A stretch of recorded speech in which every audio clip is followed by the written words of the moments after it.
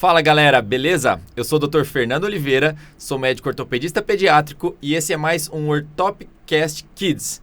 Hoje, mais uma vez, com meu colega, amigo, sócio, Dr. Felipe Barcelos. Fala, Filipão. Bom dia, boa tarde, boa noite. Eu sou Felipe Barcelos e a gente vai fazer agora mais um episódio do Ortopcast Kids voltado para a prova do TEOT com os temas mais quentes. Hoje um tema hot, que é doença de leg calve herpes. E agora o nosso segundo convidado, mais do que especial, veio lá do Espírito Santo, formou na mesma universidade que eu, papai da Maria, da Isabel, marido da Ana Paula. Tem um currículo que eu não sei falar tão bem, a fluência de tão grande o currículo e tão chique. Vou deixar para o nosso amigo aqui que tem um inglês melhor que o meu. Fala lá, Fernandão. Estamos aí com o Dr. Luiz Renato Agrisi De Angeli. É um prazer tê-lo aqui, Luiz, é um grande prazer tê-lo aqui. Dr. Luiz Renato é um colega nosso, ortopedista pediátrico aqui em São Paulo, capixaba, um cara formado em medicina e formado em medicina lá no Espírito Santo, fez ortopedia e ortopedia pediátrica aqui na USP de São Paulo. Também tem fellowship em ortopedia pediátrica no hospital Shirley Ryan Ability em Chicago, USA. Certo, Luiz? Isso aí. Também é membro do International Perth Study Group, né, o IPSG. Também é revisor de uma revista científica internacional, Journals of Children's Orthopedics. E atualmente é médico assistente no IoT, no Instituto de Ortopedia e Traumatologia do Hospital das Clínicas da USP. Luiz, prazerzão tê-lo aqui. Cara, muito bom você contribuir para uma coisa em que você é um expert aí para falar sobre doença de leg calve herpes. Imagina, gente. Eu agradeço aí o convite mesmo. Estou muito feliz de estar aqui com vocês, né? A gente já trabalha junto, já está junto lá no hospital, né? Lá no Albert Einstein. E estar aqui com vocês hoje é muito bacana. Eu estou lisonjeado aí com o convite. E imagina, expert não. Ainda temos muito que aprender, né? Sobre a doença de Pertz. Sempre falo que a gente sabe muito menos do que a gente deveria. Depois de 100 anos de doença, as dúvidas ainda são maiores do que as certezas, né? Mas a gente aprendeu algumas coisinhas aí, principalmente nas últimas décadas também. Isso aí, você vai conseguir agregar muito pra gente. Começa contando primeiro sobre seu currículo, sua formação, como é que foi esse estágio lá em Chicago, aí com o Dr. Luciano Dias. Conta pra gente como é que foi, o quanto isso te agregou, aí também da sua experiência aí com a doença de Pertz. Foi bacana, né? Depois que a gente terminou a faculdade, né? O Felipe passou pela mesma coisa, né? Fala o nome, né? É a Universidade Federal do Espírito Santo. O Fernandão deu uma agarrada ali, pô. Na nossa querida UFES. Queridíssima, né? UFES. Então, eu terminei, fiz a prova de residência, acabei vindo para a residência da USP, no IoT. Aí fiz os 3 anos de residência, depois fiz o ano de especialização em ortopedia pediátrica. E acabei ficando 2 anos, né? Que a gente acabei emendando com a preceptoria. Tive a oportunidade de ficar no grupo por 2 anos. Foi muito bacana porque você acaba ganhando uma experiência maior, né? E realmente 1 ano só de ortopedia pediátrica, acho que vocês já até comentaram aqui no podcast, né? Eu sou ouvinte aí do podcast de vocês. Obrigado. Né? E 1 ano, às vezes, é muito pouquinho, né? Você quer fazer alguma coisa a mais, quer aprender mais, né? Acabei ficando 2 anos lá, que foi muito bacana. Depois acabei entrando direto no doutorado, né? Eu faço doutorado no tema de doença de Pertz também. E tive a oportunidade em 2020 de ir para Chicago, né? No estágio do Luciano Dias, né? Acabei sendo o último fellow dele lá em Chicago. Foi uma experiência realmente maravilhosa. Ele é um grande mestre, assim, na arte do ensino. Lá o enfoque ele acabou sendo mais em doenças neuromusculares, principalmente a mielomeningocele. Mas eu tive a oportunidade também de publicar um trabalho sobre Pertz, né? O Luciano Dias, ele fazia muito Pertz no passado. No episódio passado, a gente falou de mielo, né? Convidamos o Francesco para vir, nós falamos de você. Você ainda não viu, então você não sabe, né? Não saiu no ar ainda, mas agora quem está vendo já assistiu o episódio de mielo, que foi o último, na verdade o primeiro convidado, o Francesco, a gente citou seu nome, falou do artigo, né? Da classificação do MMFC, eu sempre gaguejo números de M's. E assim, eu acho que o Dr. Luciano Dias, que é um brasileiro radicado, né, em Chicago, é legal fazer essa reverência, né? Você que conviveu com ele pode até falar um pouquinho, assim, quem sabe a gente consegue trazê-lo aqui. Não, o Luciano Dias é fantástica a história dele, assim. Ele formou, acho que, se não me engano, na Unifesp, aqui em São Paulo, e depois ele acabou se mudando para os Estados Unidos. Ele ia fazer até cirurgia geral lá, mas surgiu uma oportunidade de fazer ortopedia, né, geral. Ele acabou indo para o ramo de ortopedia pediátrica e se firmou em Chicago. ele, para quem não sabe, ele praticamente fez a literatura de mielomeningocele, né? Até o final da carreira dele. Né? Quando você vai pensar em várias cirurgias, correções de pé, joelho, quadril, tem várias cirurgias que ele que sacramentou, que ele que fez a publicação dos trabalhos, né? Os princípios de tratamento. Ele e a Suarup, né, é o grupo que mais liderou esse entendimento da doença, né, e a condução, né? É incrível, né? Um cara que fez a classificação que você estudou e essas, assim, né? Para os residentes aí, vocês lembram aquela classificação de Dias-Stadium? Pois é. Esse Dias é ele. É ele mesmo. Exatamente. Lu então, Dias. Né? Então é muito legal a gente ter essas pessoas assim como referências da origem das questões, né, de classificação, de princípios de tratamento. É muito legal. Só uma coisa assim, antes da gente avançar em outras coisas, eu queria fazer um adendo para elegância do Dr. Luiz Renato de Ângeli, né? Imagina. Olha a elegância da pessoa. O cara nem precisaria, né? Um cara bonito desse não precisaria ser tão elegante. Vou chegar aos pés de vocês dois aqui. Sempre de terno. Você encontra os caras no hospital, eles estão de terno. Eu botei só pra vir aqui mesmo. Entendi. Ele tá de bermuda por baixo, pessoal. Basicamente isso. Muito bom. Muito bom. E aí, então, você ficou lá com o Dr. Luciano Dias, né? Um tempo, você contribuiu para as publicações, né? E aí continua contando pra gente como é que você fazer parte desse grupo, esse de pesquisa em doença de Pertz, como é que é? Esse internacional, esse esforço internacional, né? Como é que funciona esse esforço? O IPSG. O IPSG.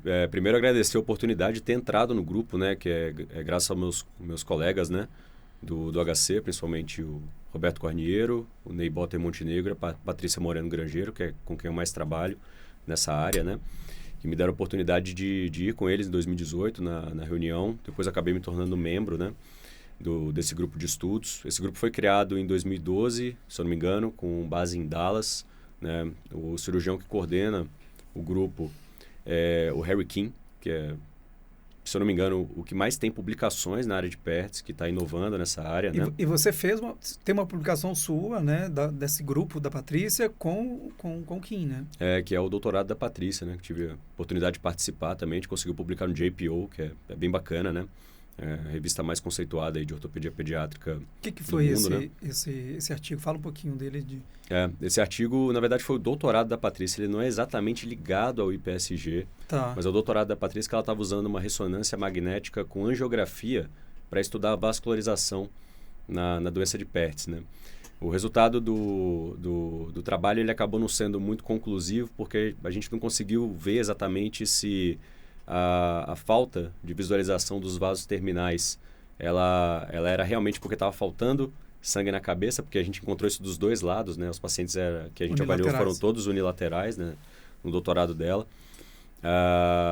Ou se era uma limitação do exame, né? Mas foi a primeira vez que foi utilizada a ressonância magnética com angiografia para estudo da doença de Pertz. Os estudos angiográficos eles pararam há muito tempo por questões éticas, né? Que nos exames invasivos, feitos com contraste, etc. E a ressonância magnética é um exame menos invasivo. Na série dela, por exemplo, os pacientes foram todos examinados sem anestesia, por exemplo. A gente conseguiu fazer exames em crianças de 5, 6 anos de idade, né?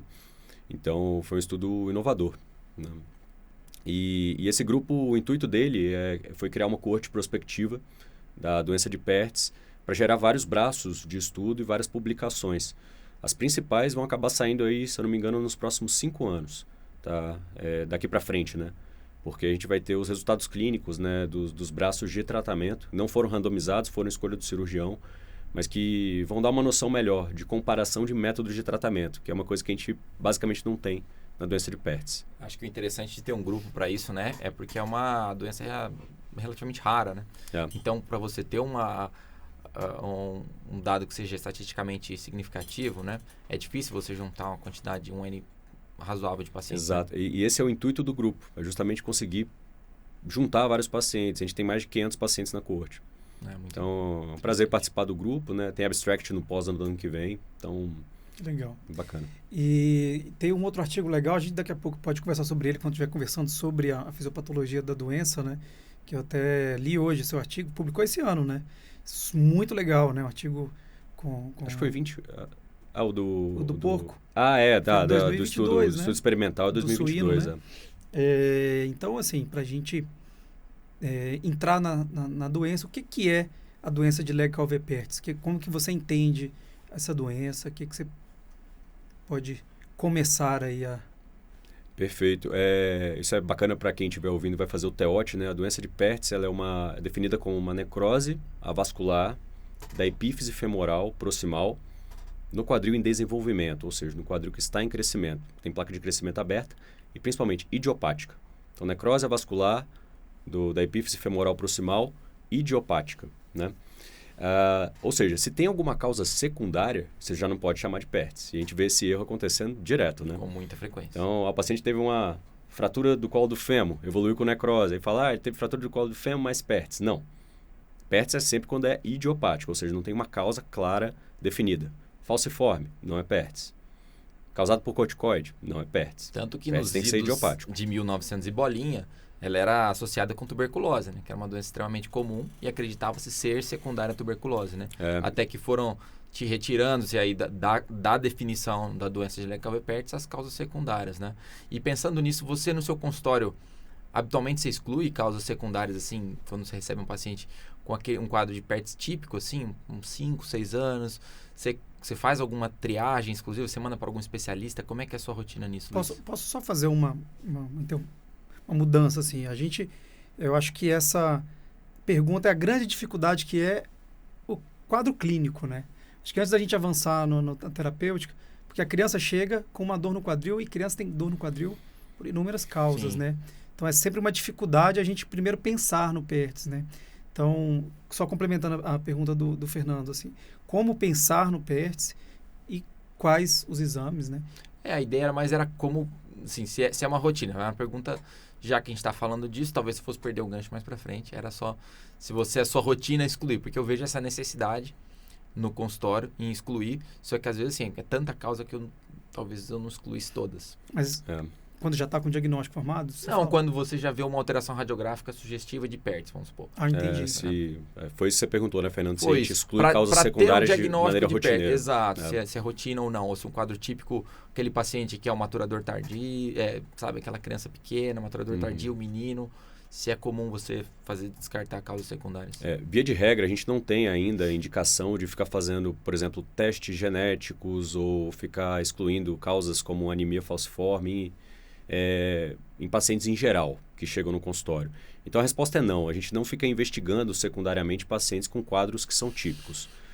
O que abre nosso olho para investigações secundárias, é claro, são pacientes que já têm algum histórico familiar, principalmente relacionado à doença falciforme, pacientes que passaram por processos onde tiveram que utilizar bastante corticoide na vida, né, que tiveram doenças reumatológicas, imunológicas, durante o início da vida, tiveram que tomar corticoide via oral por pelo menos mais de 30 dias. Esses pacientes, por exemplo, são excluídos da coorte do IPSG. As perguntinhas principais lá. Tem problemas hematológicos? Tem doença falciforme? Tomou corticoide por mais de 30 dias? Né? Esses pacientes são excluídos, porque você já supõe que pode existir uma causa secundária. Mas falando sobre isso, um paciente que você sempre precisa excluir causas secundárias são aqueles pacientes que têm necrose bilateral, principalmente se estiverem no mesmo estágio de evolução. Aí sim você pode estar lidando com uma displasia esquelética mais do que com a doença de Pertz. E a evolução e o tratamento eles são diferentes, né? Então, quando você vir necrose bilateral no mesmo estágio, suspeite. Você precisa investigar principalmente as displasias epifisárias ou espondiloepifisárias. De Meyer, né? Exato. Que a gente conhece bastante, né? Então, assim, nas nossas perguntas iniciais, você falou da definição, o que já acaba englobando a etiologia também, né? Então, assim, acaba já sendo uma etiologia. Mas se ela é idiopática, não tem uma causa, o que causa, assim, essa necrose? O que faz a cabeça necrosar, assim? O vaso tem um entupimento dos vasos? O que acontece, Luiz? A principal hipótese que a gente tem atualmente é a hipótese vascular. Tá? Então, a gente acredita que, por algum motivo, existe um entupimento do vaso que vai para a cabeça, né? Existe uma vertente de hipóteses, né, que vem da Suécia, né, da Yasmin Haller, que é uma colega que publica bastantes estudos de coorte populacional, né, pela facilidade que ela tem lá na Suécia de poder juntar os dados, os seeds, etc. É um sistema unificado. Então, ela trouxe várias respostas para a gente nos últimos anos. Ela tem uma hipótese que a doença de Pertz talvez seja só uma manifestação de um paciente que tem uma doença vascular sistêmica. E ele manifesta, às vezes, uma necrose do quadril como uma das manifestações possíveis. Isso vem de várias associações que ela, inclusive, publicou nos últimos anos, como, por exemplo, a Associação Doença de Perthes, com obesidade, com hipertensão arterial sistêmica. Também existe uma relação da doença de Perthes, que também acabou sendo mais comprovada, assim, tem mais evidência, com exposição a tabaco, inclusive durante a gestação. Então, todas essas associações com os estudos suecos, elas acabaram sendo comprovadas, ou seja, realmente parece que existe uma predisposição vascular do paciente a desenvolver a doença e que alguns gatilhos ambientais podem fazer com que ela se manifeste com mais frequência. Então, esses já são alguns dos fatores de risco principais, né? Então, fumante passivo, né?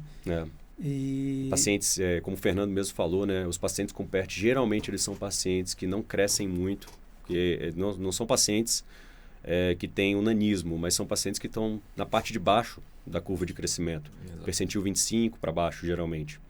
Então, ou seja, parece que há algum problema vascular que impede o paciente de crescer, se desenvolver. Existe associação com osteocondrose, por exemplo, os Guttschlatter, Sever, eles têm mais também. Mais prevalente. E falando nisso, então, vamos entrar na epidemiologia, né? Então, mais frequente em asiáticos, meninos, faixa etária, que a gente pensa aí numa criança de 4 a 12 anos, né? Mais frequente que aconteça mais cedo, os fatores de piores prognósticos, como que a gente pensa isso? Eu tinha feito aquela pergunta, que eu acho que é uma coisa que, para o pai, principalmente, que está em casa, às vezes a criança tem dor no quadril, então ele vai falar assim, nossa, tá ouvindo falar de doença de Perthes, sinovite transitória, várias coisas que podem causar dor no quadril da criança. E a gente sabe que a doença de Perthes, na verdade, a gente às vezes tem dificuldade de fazer o diagnóstico precoce, né? Inclusive, a maioria das classificações, elas são feitas baseadas já na fase de fragmentação. Isso vamos entrar um pouquinho mais para frente, mas assim, só pensando assim, tanto convido vocês, assim, como que a gente pensa primeiro no Perthes, até para o pai dar para você orientar os pais em relação a isso, assim, tempo de dor e já pegando essa epidemiologia, vamos tentar juntar esse raciocínio clínico aí. Bacana, vamos organizar isso aí então. Então, a epidemiologia é a clássica, assim, que inclusive cai nas provas, né? São pacientes do sexo masculino, então os meninos têm mais do que as meninas. Geralmente são pacientes que estão entre 4 e 10 anos de idade que começam a desenvolver a doença. Tem vários pacientes que começaram com 2, às vezes com 11, mas a maioria está geralmente ali entre 4 e 8 anos. É por volta dos 6 anos a principal faixa etária. Geralmente são pacientes de pele caucasiana, tá? Asiáticos também tem. Existe, por exemplo, um grupo no sul da Índia que também tem bastante, né? Então ela tem alguns locais onde ela aparece mais.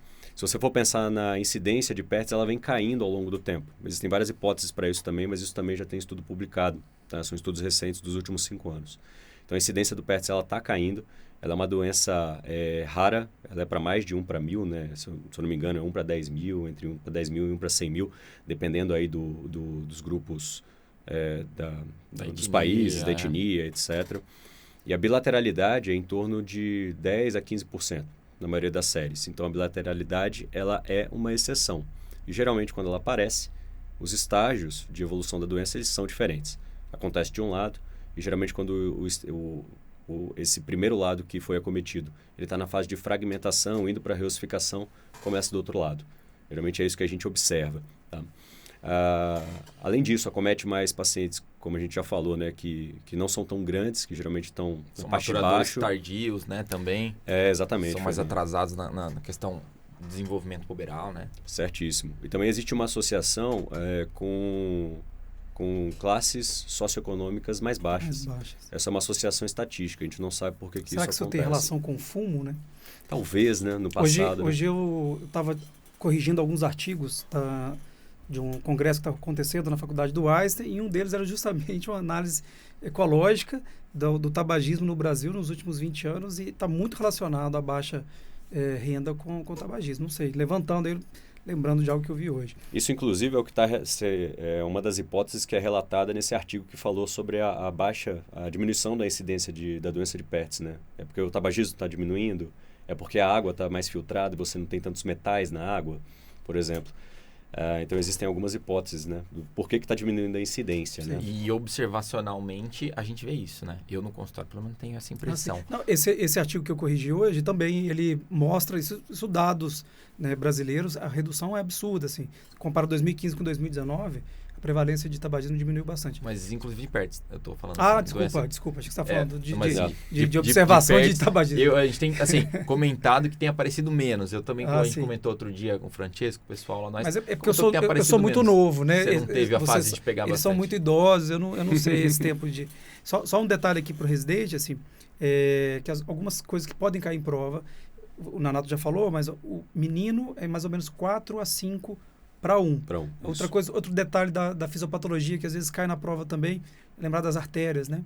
Então, qual que é a artéria mais frequente? Então, lembrar das artérias ascendentes, né? O que é mais frequente? Medial, lateral, tem todas essas questões que podem cair na prova do TEOT, né? É interessante saber que geralmente o que a Patrícia encontrou no doutorado dela é que geralmente os primeiros 2/3, né, da circunflexa femoral medial, que vai gerar os vasos epifisários laterais, eles estão ok.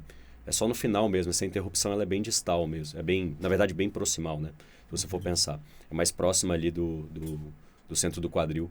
Não é uma, digamos assim, um entupimento do vaso de vasos grandes, né? São de vasos pequenos, né? Que provavelmente acontece.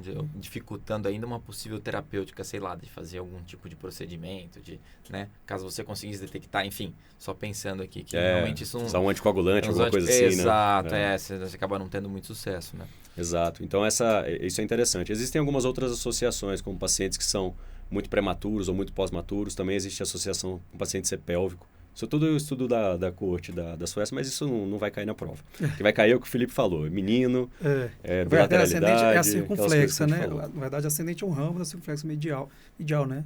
É a circunflexa femoral medial que origina os vasos laterais. Isso. Né? Laterais. Então, assim, eu perguntei 2 vezes, ninguém quis falar, eu vou falar então. Então, o quadro clínico da criança... você vai chegar para você no TEOT, então, vamos lá. Vai ter uma prova oral. Então, vai ser provavelmente um menino, por volta ali, pico de incidência, 6 anos, claudicante, tem uma dor leve. Essa dor não limita as atividades dessa criança. Às vezes ela tem uma dor leve, toca o terror, está fazendo as coisas, mas quando você vai examinar, ela tem limitações. Então, tem limitação da abdução, da rotação medial, né? E aí a gente começa a pensar, e muitas vezes você vai radiografar, não vai ter nada, ele vai ser liberado para casa com diagnóstico de sinovite transitória. Então, muito cuidado, porque sinovite transitória é muito prevalente. PERTS é pouco prevalente, mas a gente precisa orientar. Eu, particularmente, como nós, né, não só eu, nós aqui somos especialistas, a gente vê as desgraças, né, com perdão da palavra, então a gente sempre tem um olhar com mais ansiedade em cima das coisas. Eu não consigo receber uma criança claudicante e simplesmente, sinovite transitória, passa para lá. Então, acompanhe essa criança, né? Você está no plantão, você é residente, você é ortopedista, tem uma criança com dor no quadril, está sem febre, você... Pode ser sinovite transitória, mas pode ser artrite séptica, pode ser PERTS. Então, oriente a voltar. Se você não tem como acompanhar essa criança, manda voltar com alguém, caminha para um colega, pede ajuda. É melhor que ela na semana seguinte não tenha nada e tenha passado a todo do que a gente perder a oportunidade de fazer um diagnóstico precoce, né? Com certeza. O quadro clínico é justamente esse mesmo. É um menino que está claudicando. Você precisa, geralmente no quadro clínico do PERTS, né, os pacientes eles sempre claudicam. Sempre claudica. Eu não me lembro do último que eu peguei que só tinha dor e não claudicava. Às vezes só claudica e não tem dor, né? Exatamente isso que eu ia falar. Muitas vezes o paciente não relata a dor. Tá? Você sabe que provavelmente está doendo, mas ele não verbaliza isso. Tá? E quando eles relatam dor, a dor pode ser no quadril, na coxa ou até no joelho. Né? Então isso é muito importante. Né? O sinal do nervo obturatório, que também cai bastante nas provas, ele é muito prevalente nas crianças. Né? Quando eu dou aula para a faculdade, eu sempre falo, vocês têm que aprender uma coisa. Criança com dor no joelho, você tem que examinar o quadril. Você tem que ir lá no quadril, faz a radiografia do quadril, examina o quadril. Porque o que a gente mais vê é o paciente com PERTS, que chega no consultório, aí a mãe traz os raios-x que ele fez, aí tem um monte de raio-x de joelho, que a criança falava que estava com dor no joelho, e ninguém examinou o quadril. Mas se você examinar, você vai ver que ele tem restrição de movimentação. É super simples, flete o quadril, roda interno e externo. Você vai ver que tem restrição de um lado em comparação ao outro. Né? Se for unilateral, né, que é a maioria. É a maioria, exatamente. E aí, chegou, o que você vai pedir de exames? Então, o residente está lá, prova, próxima imagem. que você quer de exames, doutor Luiz Renato de Agrise? Maravilha. Chegou a criança lá, você examinou, existe uma restrição de movimentação no quadril, né? Você está suspeitando aí de sinovite transitória, de PERTS. A resposta certa que você tem que dar, não só para o examinador ou na prova, mas também na vida, é você pedir uma radiografia da bacia em 2 incidências, tá? Um dos maiores erros que a gente encontra, principalmente para a detecção de PERTS na fase inicial, é o médico ele solicitar uma radiografia do quadril, de um lado só. Às vezes ele não está acostumado a ver um quadril de criança. Então ele não consegue saber se é um PERTS em estágio inicial, onde as alterações elas são mais sutis, ou se é um quadril normal. Então quando você pede uma radiografia da bacia em AP e na posição de RAM, ou frog leg, você vai conseguir identificar, por comparação com o quadril saudável, se aquele paciente pode estar no estágio inicial da doença de PERTS, onde geralmente a gente vê só uma opacidade ali da cabeça, muitas vezes não tem achatamento, não tem diminuição de tamanho, né? E além disso, é interessante também pedir uma ultrassonografia, né, do quadril acometido, para você ver se tem derrame articular ou não. Tá? Isso acaba não diferenciando a sinovite do PERTS, ok? Mas é um subsídio a mais para você saber que aquele quadril realmente ele está inflamado. Tá cometido. Principalmente para os menos experientes. Né? Exame laboratorial você pede? Exame laboratorial, via de regra, não é necessário.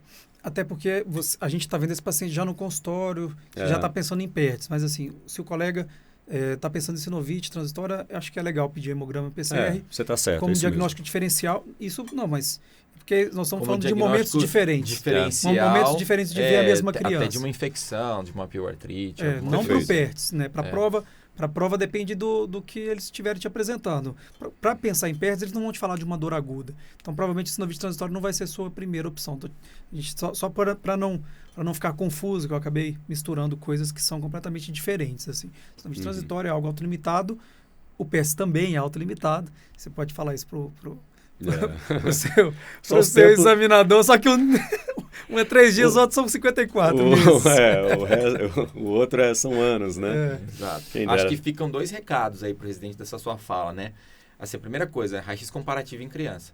Cara, a gente é ortopedista pediátrico. Quantos 1000 cotovelos você já não viu? Cara, tem vezes que só um comparativo dá um diagnóstico. Então, não tenha vergonha. Isso não é admitir que você não sabe ver raio-x. Muito pelo contrário. Eu já vi, ortopedista pediátrico ali de 50, 60, 70 anos. Já vi o doutor Eiffel Dobashi pedir raio-x bilateral. Já vi doutor Amâncio. E a gente não tem problema nenhum, né? E outra coisa é que algumas pessoas dizem que a doença de PERTS, a sinovite do quadril pode ser um fator de risco para a doença de PERTS. Na verdade, não tem isso, né? O que acontece é que muitas vezes a doença de PERTS, ela pode abrir com uma sinovite, o quadril pode inflamar, né? Acho que é a regra, na verdade, né? Exato. Ela abre com sinovite o que eu quero dizer assim, é que muitas vezes você pode diagnosticar uma sinovite e aquela sinovite ser o início da doença de PERTS, né? E não ser um fator de risco exatamente. Exato. Então, a questão é essa. O quadril com doença de PERTS, ele inflama também. Você pode pegar uma sinovite tranquilamente por ter um problema intraarticular no quadril. E aí, assim, você pediu a radiografia, né? Eu estou voltando bastante aqui para o residente. Não, acho que agora é o momento. Mas acho que esse é o próximo passo. Acho que a gente, só para, antes de avançar nos exames, né? Sim. Então, questão quente de prova, né, na radiografia. É o sinal de CAF, né? CAF sign, né? Tem já viu algum lugar falando de sinal de Salter? Tem o sinal de Salter-Thompson, né? Que é a fratura subcondral. Pois é. E o CAF, qual a diferença? Do CAF... Que é o sinal decrescente, né? É nada crescente, que né? é a fratura Você subcondral. sabe que a gente até acaba esquecendo os epônimos, né? É a fratura subcondral. Eu acho que eles são sinônimos. Eu também acho. Mas confere aí que a gente... na verdade, agora eu lembrei, é classificação de Salter-Thompson, né? Não, classificação, ok. Classificação de Salter-Thompson, ok. O CAF é o sinal decrescente, né? Mas tem um sinal de Salter também. Sinal de Salter, esse eu não me recordo. Não, na verdade, eu estava vendo uma aula até do colega seu da USP, que ele falou sinal de Salter, por isso que eu estou te perguntando. E eu sei conheço como sinal de CAF. E aí eu falei, cara, vou até perguntar pro Luiz Renato, que é o nosso mestre aqui. Até parece. A gente acaba, depois que você acaba focando em alguns aspectos da doença, até que esses detalhes de prova, você acaba apagando a memória. O CAF eu nem lembrava até vocês falarem da crescente, e etc. vai cair. Por exemplo, Salter-Thompson a gente também não utiliza na prática, né? Enfim. Mas a gente... Então, só fechando essa parte do CAF, na prova provavelmente vai ter a imagem do sinal de CAF, que é aquela imagem radiotransparente subcondral na cabeça. aquele sinal da crescente, enfim. E tem uma questão também disso, que fala sobre o primeiro sinal radiográfico da doença de Pertz, né? Primeiro, o que aparece primeiro? Aí tem lá distanciamento da cabeça femoral do fundo do acetábulo, opacificação da cabeça, redução da altura do núcleo, né? A resposta para isso aí é opacificação da cabeça, né? Isso é verdade, isso a gente fala mesmo, que a cabeça ela fica mais opaca, né? Geralmente há uma reabsorção da matriz orgânica da cabeça inicialmente, então, relativamente, fica mais cálcio na cabeça do que a matriz orgânica. Por isso que ela fica branca no raio-x. Só que a grande ansiedade é que isso também... A criança começa a mancar antes, né? A gente faz a radiografia muitas vezes e não vê absolutamente nada. Absolutamente nada. Né? Então, tem casos que você pega muito precocemente, quando a criança começou a mancar e o pai já levou no especialista, né? E aqui que você pede de exame? Você pede essa era a minha pergunta. Não. Desculpa. Tá. Não, desculpa não.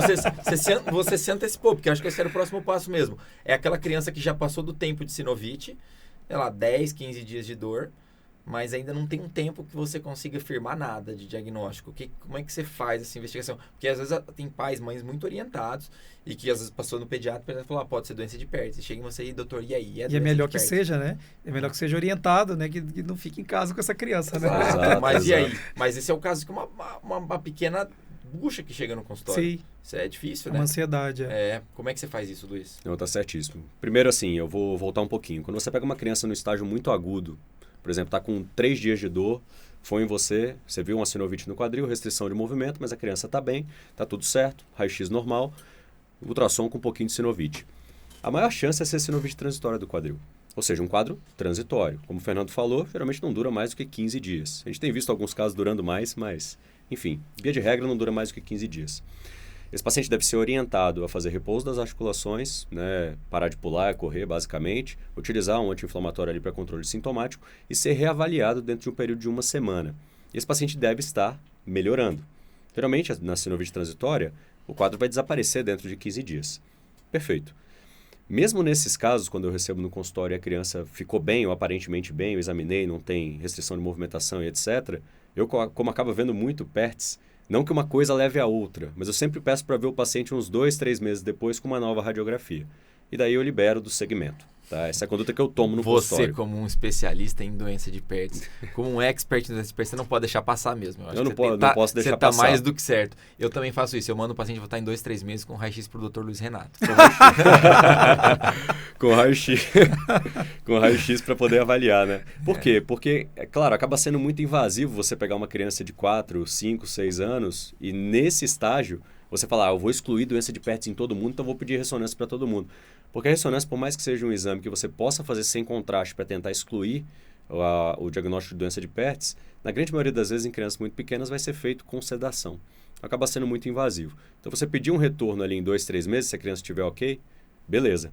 Com a radiografia você vai conseguir saber se foi iniciada a doença de Pertz ou não, avaliando o raio-x. Sem contraste? Eu falei dessa avaliação inicial. Agora eu vou dar outro quadro.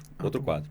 Uma criança, por exemplo, foi feito o diagnóstico de uma possível sinovite transitória, ela voltou no consultório 3 semanas depois, só que ela continua restrita, né?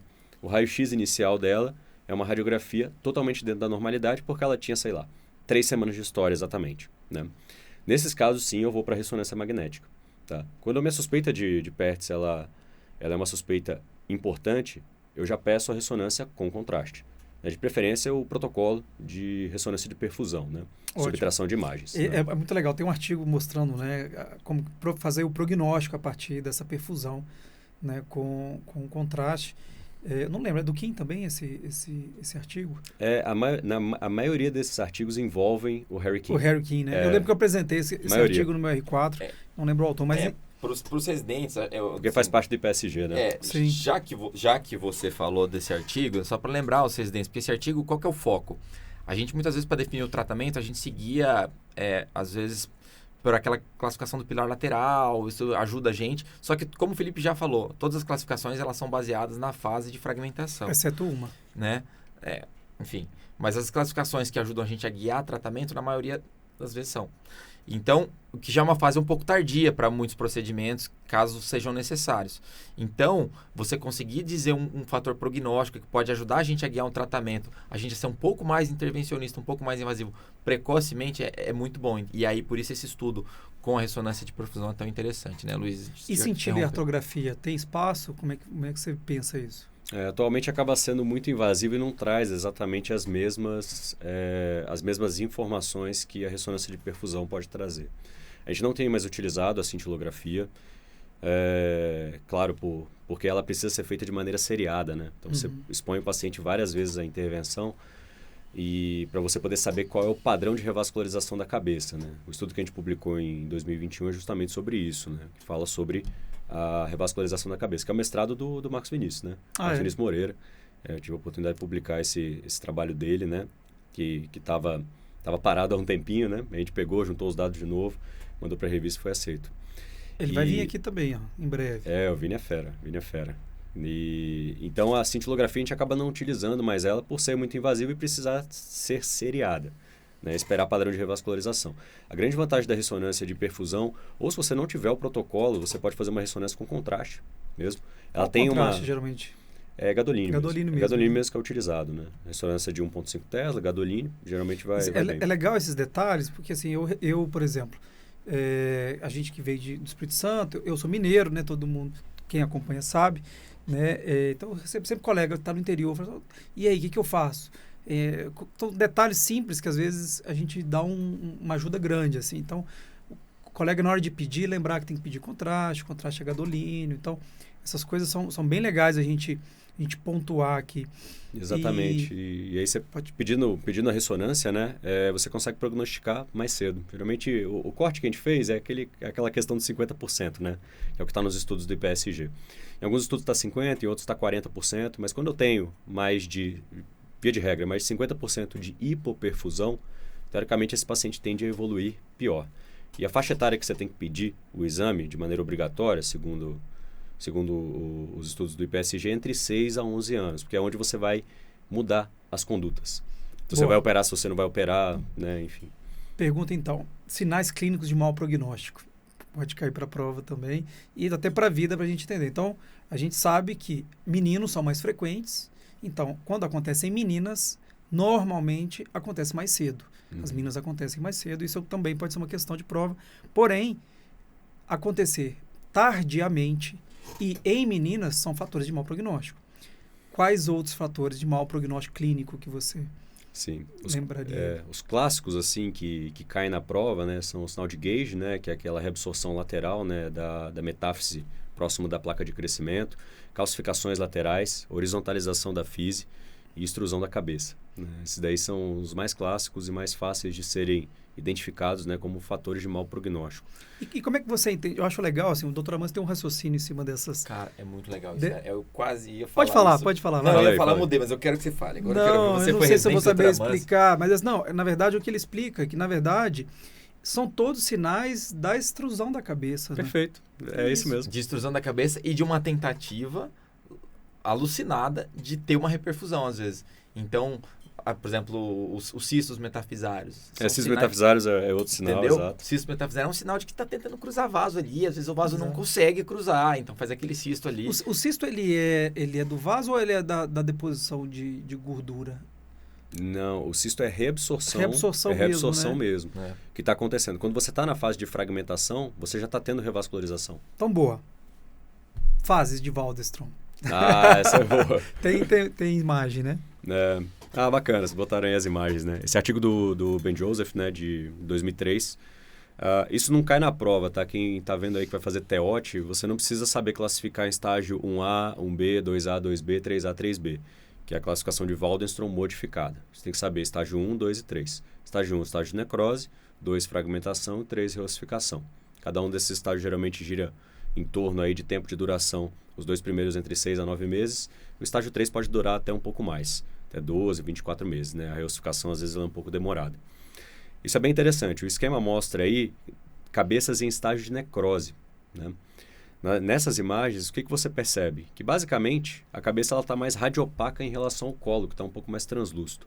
Se você tiver uma imagem da bacia, né, igual a gente falou que é necessário solicitar, geralmente você vai ver que a cabeça está bem mais branca do que a cabeça femoral do outro lado. Tá? E aí o estágio de necrose, ele é o mais difícil de ser identificado. É onde geralmente o pessoal come bola mesmo, no pronto-socorro, né? E o paciente chega ali e fala, doutor, fui lá no pronto-socorro, falaram que era sinovite, que ia melhorar, ou que era dor do crescimento. E aí quando você pega o raio-x antigo, já dava para ver que era doença de Pertz, né? Esse é o estágio mais difícil de ser identificado. O interessante é que você percebe que em fases precoces você não tem nem achatamento da cabeça. E no estágio de necrose, né, estágio 1 mais tardio, a gente fala que é o estágio 1B, a cabeça ela já diminui de tamanho. Já tem um certo colapso ali. Tá? Agora no estágio 2, que é o estágio de fragmentação, esse é um dos que mais caem em prova.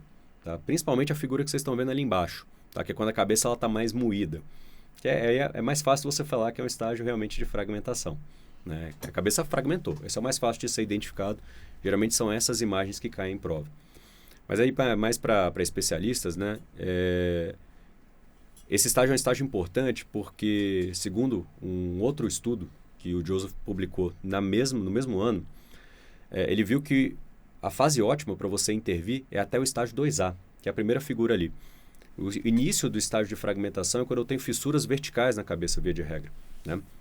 E até essa fase, as intervenções tendem a ser mais significativas. Você consegue mudar um pouco a história natural da doença. Isso é o que a gente estava o tempo inteiro chamando a atenção da necessidade do diagnóstico precoce. Né? Exato. De você prognosticar precocemente a doença. Porque quando você pega essa criança já na fase de fragmentação, conseguir fazer o diagnóstico na fase de 2A é fundamental exatamente por isso. Só fazendo um parêntese para a importância, né? E aí, pode seguir, você está indo bem demais. Imagina. Estou aprendendo bastante aqui. Rapaz. E geralmente, quando a gente fala em estágio de fragmentação, a gente está falando, quando você vê discussões, etc., todo mundo mostra imagens do estágio 2B, onde as intervenções já não são tão eficazes, então o ideal é que a gente não deixe chegar nesse estágio para tomar conduta na doença de Pertz, né? Que pode ser até uma conduta expectante, eventualmente. Né? Né? Pode até ser. Não é assim só uma retirada de carga, enfim.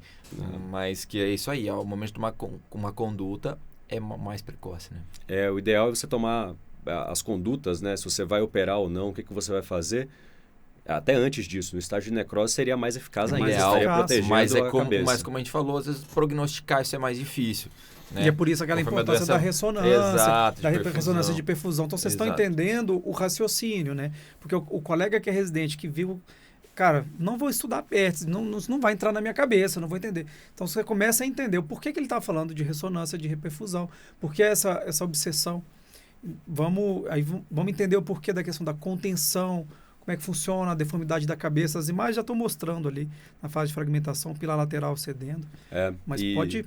E outra coisa que é interessante, se a gente falar das classificações mais clássicas, como Herring, Catterall, por exemplo, você só consegue dizer a fase mesmo quando está no estágio 2B. Exato. Ou seja, as classificações elas têm valor prognóstico, mas elas não te permitem atuar cedo. As classificações radiográficas clássicas. O valor prognóstico é tardio. A única classificação que não é tão reliable assim é a classificação de Salter-Thompson, que consegue ser utilizada antes, porque geralmente ela acontece no estágio 1B. Que é o sinal da crescente, né? Exato. E quando é mais do que 50%, menos do que 50%, mas a gente não utiliza isso no dia a dia, para ser bem sincero. E do ponto de vista prognóstico, né? Também não é nada que... Não ajuda a guiar a nossa conduta. Que ajuda muito. O estágio, uma coisa precoce, e é interessante, para quem não tem, às vezes, o acesso à ressonância de perfusão, que está acompanhando o paciente só com radiografia, o sinal mais precoce de que as coisas não estão indo bem é quando a cabeça estrui e o paciente perde a abdução no exame físico. Você está acompanhando o paciente, ele está com um bom arco de movimento, a cabeça está contida dentro do acetábulo, você está tranquilo. Porém, se a cabeça começa a estruir um pouquinho que seja, e pelos estudos é quando é mais de 20% no valor geral, ou mais do que 12% do que o valor que você vê do outro lado, esse é um paciente que provavelmente não está indo bem. Você pode ser mais agressivo no tratamento. Esses 20% é Heimers mesmo. É Heimers mesmo, exatamente. Você usou uma palavra aí que eu estava segurando a língua para não falar, esperando o momento. Contenção da cabeça, né? Você falou contida. Então, essa aqui é a grande palavra do tratamento, né? Do Pertz. Daqui a pouco a gente avança nisso. Mas vamos para as fases agora, né? A próxima fase. Próxima fase de Waldenstrom, né? Fase 3. Terceira fase aí. A fase 3 é a reossificação, que é quando a cabeça começa a criar osso de novo. A gente vai falar a importância que isso tem no tratamento também. Tá? O estágio No comecinho da reossificação, o que você vê é osso sendo criado na região lateral e anterior da cabeça. É o que você vê nas primeiras figuras ali nos desenhos esquemáticos. E depois, quando ela tem mais de um terço da cabeça, né, reossificada, aí a gente está no estágio tardio da reossificação. Né? Então, tem esses dois, digamos assim, estágios precoces e tardios da reossificação. O residente geralmente não precisa saber isso. Mas isso é mais raro cair na prova, porque é muito difícil quando você dá uma imagem só, você conseguir cobrar do residente ou da pessoa que está sendo examinada na prova se está no estágio de fragmentação ou reossificação. Mas o taro já cobrou. Mas é mais raro cair mesmo. É porque o taro também, a gente já conversou aqui outras vezes, né? O taro, ele tem umas questões mais mal feitas, né?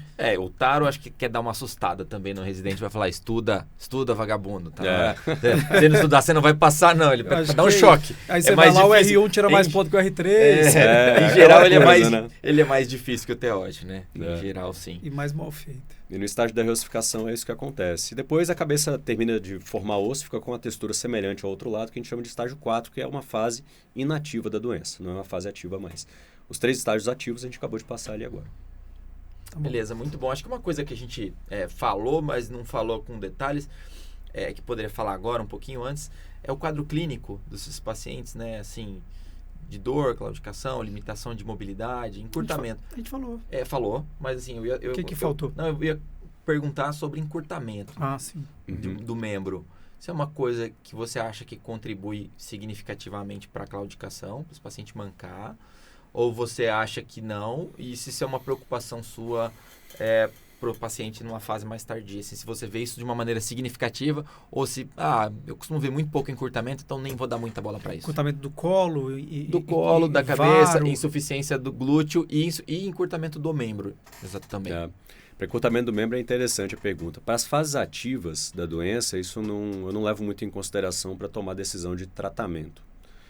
Mas para estágios tardios ou residuais, principalmente depois que o paciente terminou as fases ativas, está no estágio 4, né, que é o estágio residual, o encurtamento do membro pode acontecer por 2 motivos principais. O primeiro é o achatamento da própria epífise femoral, né? Lembra da classificação de Herring, né? Que quando não achata nada, é Herring A. Quando achata menos do que 50%, é Herring B.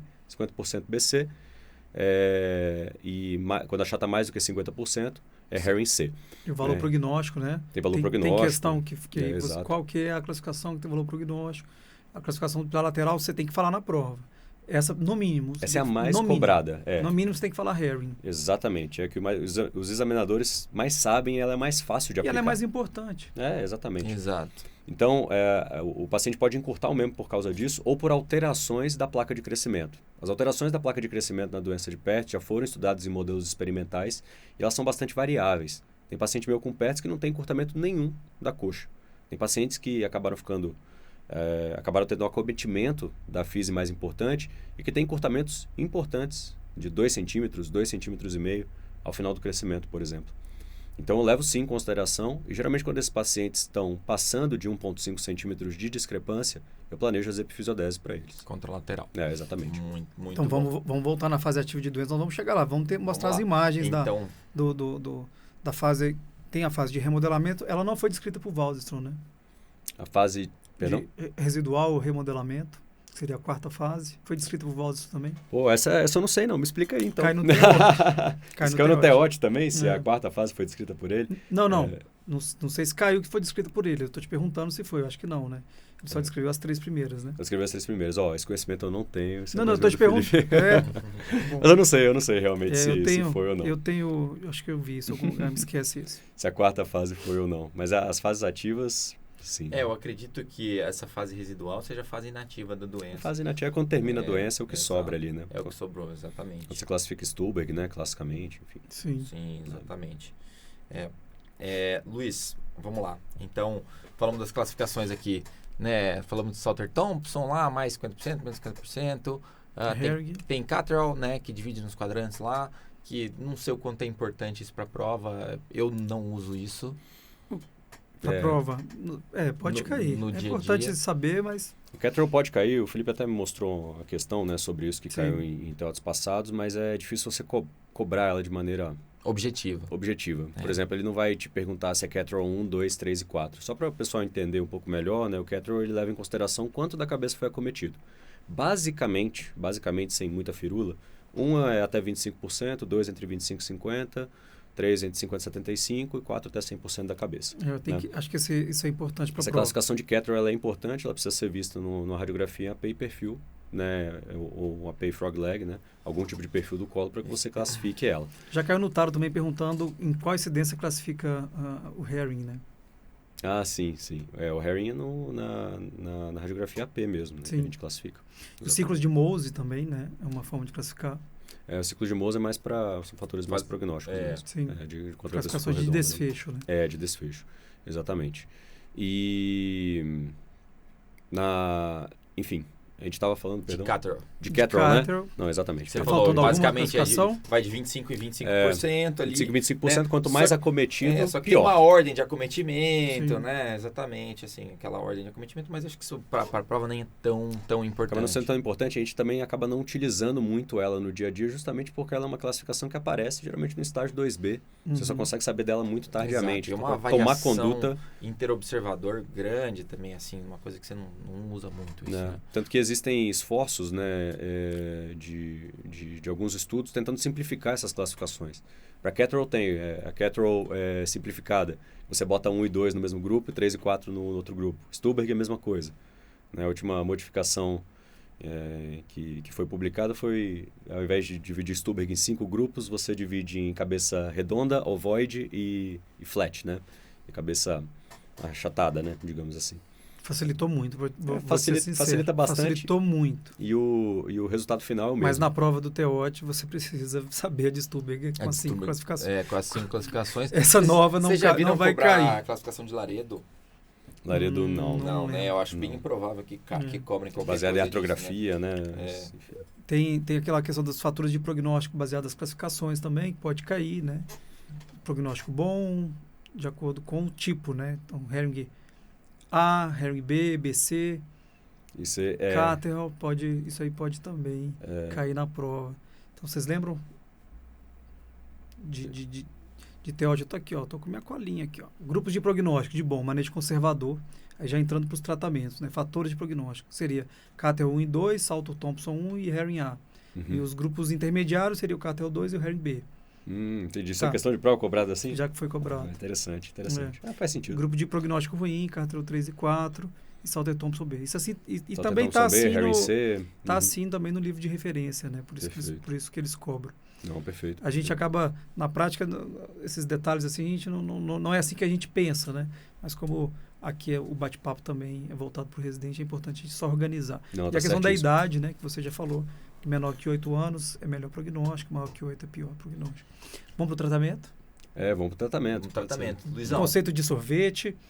Isso é muito legal, o conceito da bola de sorvete. Isso é legal. Isso é legal para entender o tratamento. Luiz é um defensor ferrenho da restrição de carga, coisa que eu não faço muito. Então eu quero ouvir você falar disso, Luiz. Nos convença. Vamos lá, Luiz, você tem 5 minutos para me convencer a retirar a carga. Retirar a carga e fazer artrodiastase. Vamos lá. Artrodiastase eu não sei se eu vou conseguir convencer não, porque eu também não sou muito convencido, mas a retirada de carga é importante. Primeiro, falando dos fatores prognósticos, né, é importante levar em consideração as características do paciente para saber se você vai ser mais agressivo ou não no seu tratamento. Via de regra, os pacientes que iniciam a doença antes dos 6 anos de idade, eles tendem a ter um fator prognóstico melhor.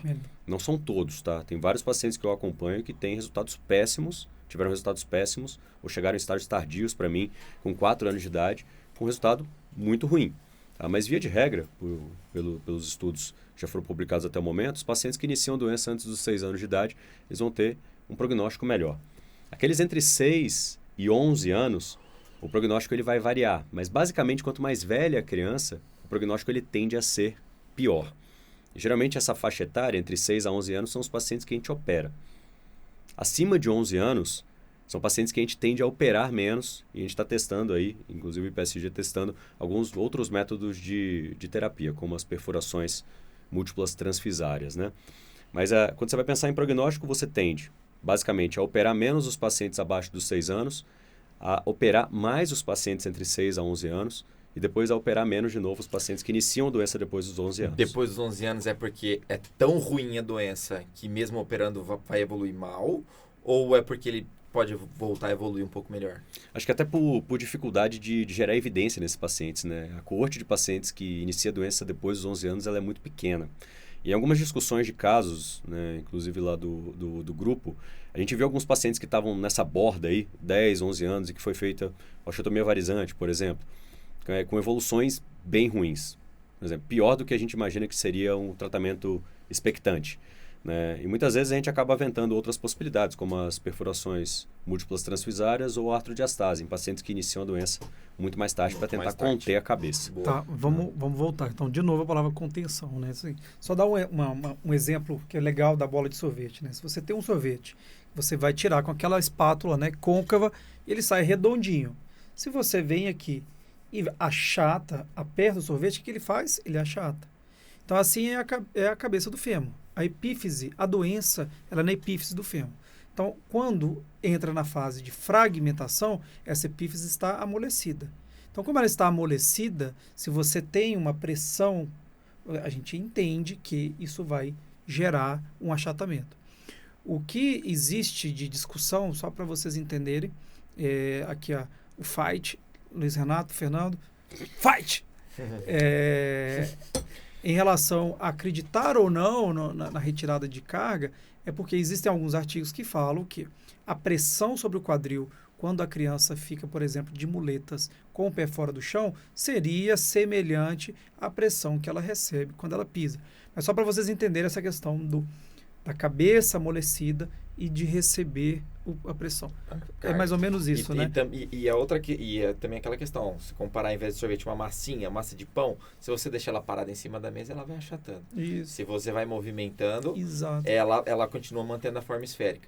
Então, assim, essa questão de movimentar o quadril, além de conter, obviamente, se eu for amassar a massa de pão metade fora da minha mão, ela vai ficar ruim. Mas se eu amassar, estiver contida e movimentando, essa é minha visão, né? Então, assim, se você tem um quadro leve, né? Eu acho que a grande palavra, então, eu vou devolver a palavra para o Luiz Renato, mas assim, a contenção é você pensar de manter esse quadril, que está amolecido, como o Fernando bem falou, dentro dessa articulação, dentro do acetábulo, e que ele possa manter a esfericidade. Porque qual é o problema? O problema é o que nós já vimos falando aqui desde o início. É a deformidade, é a cabeça magna, as deformidades múltiplas, pode ser valgo, varo, coxa plana, a extrusão, então a perda da abdução. Então, assim, entendendo isso, eu costumo falar sempre para os pais, quando a gente vai conversar sobre qualquer patologia, que a gente entendendo o que esperar, a gente entende por que a gente está fazendo as coisas agora. Então, assim, a gente está começando a caminhar para os minutos finais aí, então a gente precisa passo a bola para você. Do tratamento conservador, o que você faz? Você usa órtese, não usa? Órtese de Atlanta ou Biermann, qualquer uma. E aí, organiza como que você faz para a gente, assim, do leve, da idade. Porque você já foi falando dos mais velhos, mas vamos voltar aqui nos mais novinhos. Aquela noção de prognóstico, né, dependendo da faixa etária, ela é muito importante. As coortes do IPSG são divididas em faixas etárias, né, porque a gente acredita que esse fator é importante. Aí, como um todo, a doença de Pertz, ela sempre vai ter começo, meio e fim. Então, o pai fala assim muitas vezes, ou a mãe, né? Ah, doutor Luiz, mas a cabeça dele vai voltar a formar? Eu falei, sempre vai voltar a formar. Ela sempre vai passar por estágio de necrose, fragmentação, reossificação e residual. A grande questão é como é que eu entrego essa cabeça do fêmur no final da doença para o paciente. Eu entrego ela redonda? Eu entrego ela no formato de um ovo? Eu entrego ela achatada e fora do quadril? Quanto menos redonda ela terminar no final da doença, é pior para o paciente. É isso que dita o prognóstico, né? Então, eu tenho que fazer esforços para que essa cabeça termine redonda. Como é que a gente tende a fazer isso atualmente? Retirando a carga do paciente, né, na medida do possível, o máximo que a gente conseguir, geralmente até o estágio 3A, quando a cabeça começa a reossificar. Então, pega o paciente lá, está no estágio, por exemplo, estágio de necrose. Via de regra, eu retiro carga desses pacientes e ele tem que ficar um tempo sem pisar mesmo no chão. E retirar carga é duas muletas. Parar de pisar. É 2 muletas e cadeira de rodas ou andador. Dependendo da idade, muito novo, não se adapta. Não dá muleta. Pacientes abaixo de 8 anos, é raríssimo eles conseguirem utilizar muleta em andador. Eles vêm carregando muleta debaixo do braço, andando. A gente vê isso. Eles levam a muleta para passear. E a manutenção, como o Fernando falou, do arco de movimento. Os 2 princípios básicos, independentemente se você vai operar ou se você não vai operar, se você vai tratar conservador ou não, se você vai deixar pisar... Operar é para manter movimento. É para, né? Exatamente. Exato. É você deixar a cabeça dentro do lugar. Então, a acetábulo está aqui, a cabeça tem que ficar aqui dentro e ela tem que estar movimentando na medida do possível. É isso que faz com que, igual no pegador de sorvete, quanto mais você passa o pegador de sorvete para pegar sorvete, mais a bola fica redonda, né? E enquanto a cabeça está amolecida, que são nos estágios de necrose e fragmentação, você precisa manter essas restrições e fazer esforços para que ela mantenha o movimento e a contenção. Depois, no estágio, quando inicia-se a reossificação, você pode devolver a carga para o paciente, né? Então, os princípios são esses. Via de regra, eu inicio os tratamentos sempre de maneira conservadora. Porque aqui no Brasil a gente tem uma cultura, né? Aqui no Brasil, na verdade, não exatamente, né? Mas lá no HC a gente tem uma cultura de conseguir tratar os pacientes com retirada de carga. Claro, aqueles que aderem, né? Não são todos. Isso não serve para todo mundo. Vai ter paciente que não vai conseguir pisar. Esse ano mesmo, agora no segundo semestre, eu operei um paciente que não aderia à retirada de carga. A cabeça começou a extruir, eu fui lá e operei ele, né? Mas muitos pacientes se adaptam à retirada de carga de maneira satisfatória e eles conseguem manter a cabeça contida. Adapta, então, você falar que a criança não dá conta, assim, você quem tá decidindo pelos pais e pela criança, né? Eu lembro de acompanhar um paciente autista e ficou na cadeira de rodas o tempo inteiro sem problema. Então depende de como ele vai reagir, né, a essa orientação. Né? Então, via de regra, eu começo dessa maneira. Fisioterapia, hidroterapia, algumas maneiras de você manter o arco de movimento e a restrição de carga, né? durante o período até o estágio de reossificação. Via de regra, o que eu falo para os pais é que essa restrição de carga ela tende a durar um período que é por volta de 1 ano de idade. Isso é meio chocante, né? Você fala, olha, seu filho era normal até agora, ele desenvolveu uma doença e agora ele tem que ficar 1 ano sem pisar. Mas o principal argumento, para não me alongar muito aqui, que eu costumo falar com os pais e que eles entendem e aceitam isso melhor, é que esse 1 ano é essencial para o prognóstico, né, para a sobrevida do quadril dessa criança para o resto da vida. E ela vai viver quantos anos? 60, 70, 80, 90? Então, quando você pensa no todo, acaba que você consegue diminuir um pouco essa carga, né? Os pacientes têm dificuldades, inclusive dificuldades psicológicas, né, muitas vezes. Você precisa cercar isso daí e dar as condições para o paciente ter uma boa evolução, não só o paciente quanto a família. Mas, via de regra, o tratamento inicial eu conduzo dessa maneira. E, claro, naqueles casos onde eu tenho um prognóstico pior, por exemplo, eu tenho um paciente de 8 anos, eu fiz uma ressonância de perfusão, 90% de hipoperfusão, por exemplo, no estágio inicial. Eu sento com a família e converso. Falo, olha, nos Estados Unidos esse paciente seria operado, digamos assim, amanhã, né? E 2 opções para eles. Eles são mais intervencionistas no PERTS? Muito mais. Os indianos e os americanos, pacientes acima, como eu falei, entre 6 a 11 anos. Ressonância de perfusão, ressonância com contraste, acima de 50% de hipoperfusão, é varizante na hora. Qual idade? Entre 6 a 11 anos. Novo, né? Então, assim, lembrando que, de novo, a palavra contenção. Então, a contenção pode ser por órtese ou não órtese. Você não usa órtese? Não então. uso órtese. Geralmente não faço gesso de Petri. Não faz gesso de Petri. Mas assim, só para entender a ideia da contenção. A cirurgia, a osteotomia varizante do fêmur é uma cirurgia de contenção. Então, essa cabeça está extruindo, a gente vai lá. Então, entendam isso como nós batemos 1 hora agora de conversa. A conversa está muito boa. Vamos... Isso que nem tem cerveja, não. Mostrar, daqui a pouco vai ter, vocês estão convidados. Vai lá, mostra pra gente as imagens, fala das cirurgias e vamos tomar uma. Muito bom. Bom, essas 2 imagens que eu trouxe aí, essa e a próxima, são para falar sobre a necessidade de retirada de carga, né? Esse é um estudo que foi publicado em 2020, onde eles fizeram ressonância em estágio inicial dos pacientes em pé. Uma máquina de ressonância que o paciente fica em pé. Né? Mostrando um quadril normal nas imagens A e B, como não há achatamento da cabeça quando o paciente está em supino, ou seja, deitado e em pé. E nas imagens de baixo, a gente vê a epífise femoral de um paciente no estágio de necrose, se eu não me engano. Né? Quando ele está deitado, a epífise tem tamanho maior. Quando ele está em pé, a epífise achata. né? Então, Que esse é um legal, estudo cara. bem bacana que mostrou que realmente existe achatamento. Mesmo nos estágios iniciais, a cabeça ela sofre cargas e ela está mole, ela é chata. Já está me convencendo. Já. E o próximo estudo é um dos Falta mais... muito, pra mim, falta muito. Falta muito. O próximo slide é um slide de um estudo publicado em 2021 no JPOB, em que eles pegaram pacientes, em que eles indicaram cirurgia, pegaram pacientes de 6 a 11 anos, eles indicaram cirurgia, e os pacientes não operaram por qualquer motivo. Depois eles viram quais desses pacientes conseguiram ficar sem pisar e quais ficaram pisando. E por mais que o N fosse muito pequeno, eles conseguiram uma diferença estatisticamente significante, assim, bastante significativa, e que os pacientes que ficaram sem pisar tiveram uma evolução melhor. Seria ali a primeira linha de imagens no paciente que ficou sem pisar e a segunda linha de imagens no paciente que continuou pisando, né, com aquele quadril que estava em risco, né, onde tinha sido indicado cirurgia, né. Esse estudo é um estudo que eu considero bastante e que acabou conseguindo, não vou falar comprovar, digamos assim, não é uma verdade absoluta ainda, né, mas é um estudo que traz subsídio de que a retirada de carga ela é realmente eficaz. E nesse estudo, né, só por curiosidade, o tempo médio de retirada foi de 11 meses. Caramba, De retirada de carga, né? É bastante tempo. Você tem que conversar muito com a família para conseguir convencer. Na verdade, eu acho que você precisa se convencer primeiro. Eu ainda acho que ainda... eu acho que não, eu não... Essas minhas risadas hoje, eu tô com porque- dó de quem está ouvindo em casa. A gente falou, falamos do sorvete, dos 2 artigos.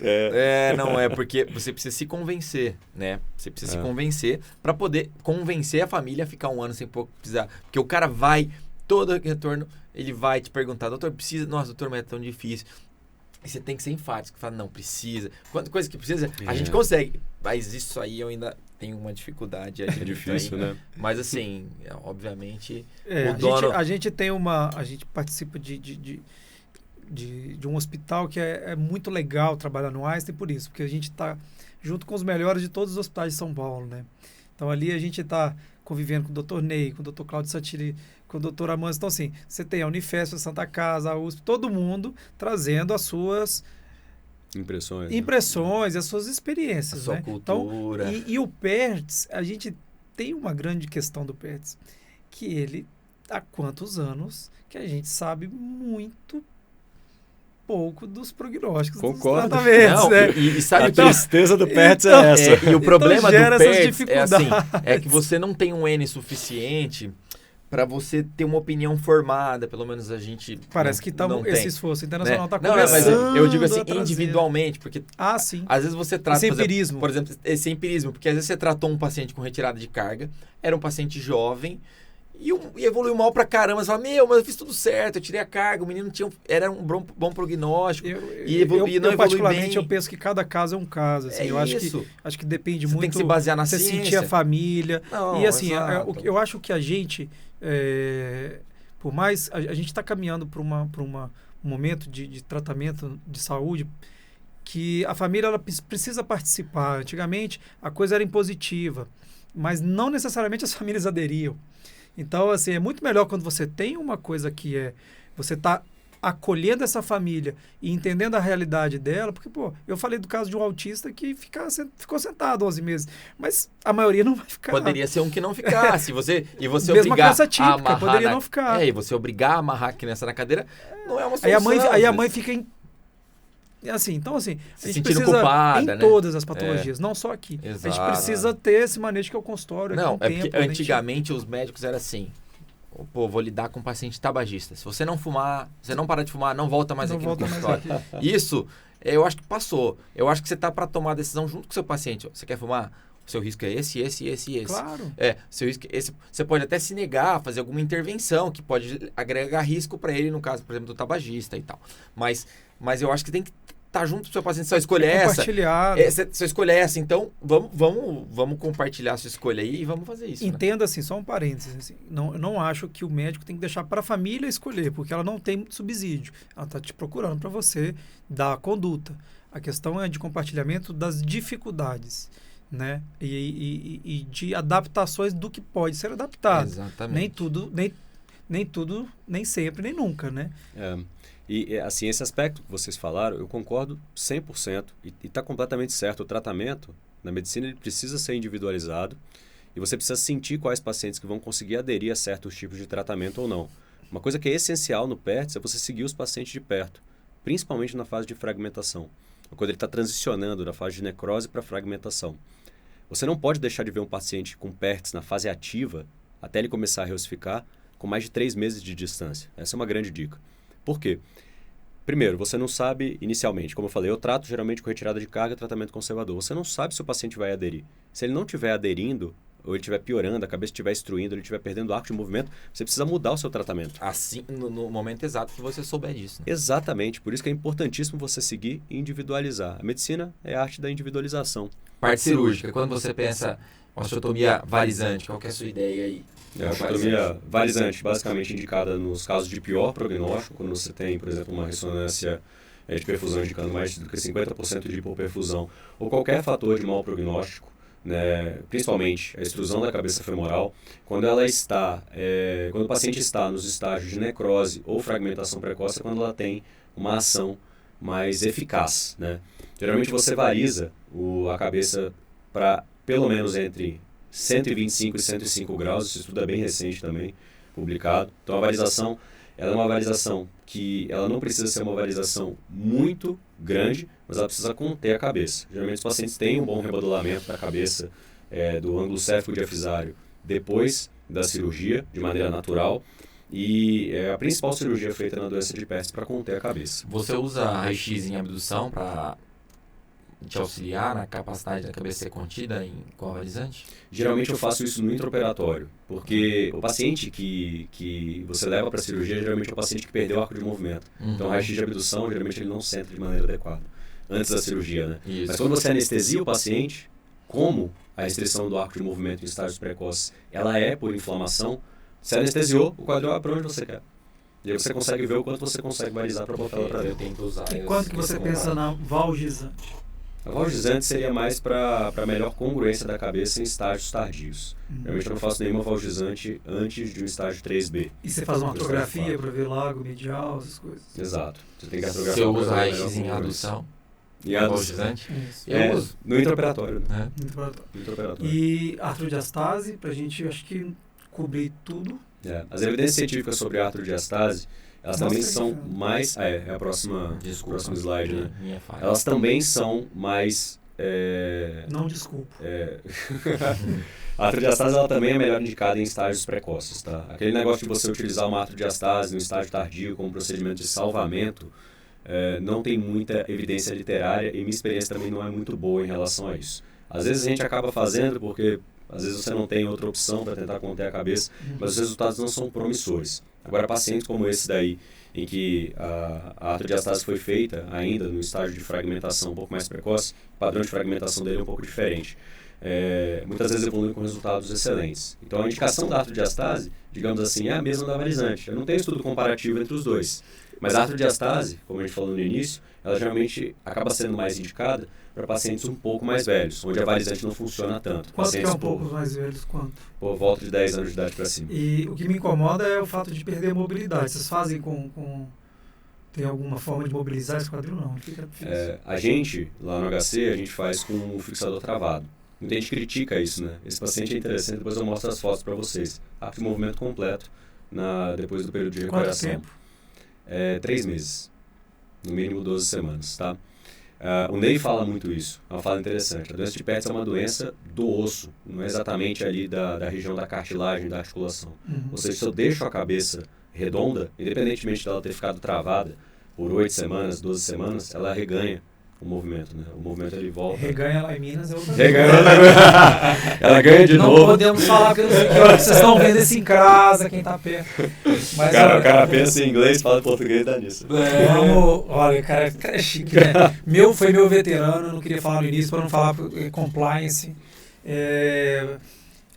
Famosa dupla Nanato e Roger. Tristeza, hein? Estrela da Mediuf, Roger da Oftalmo.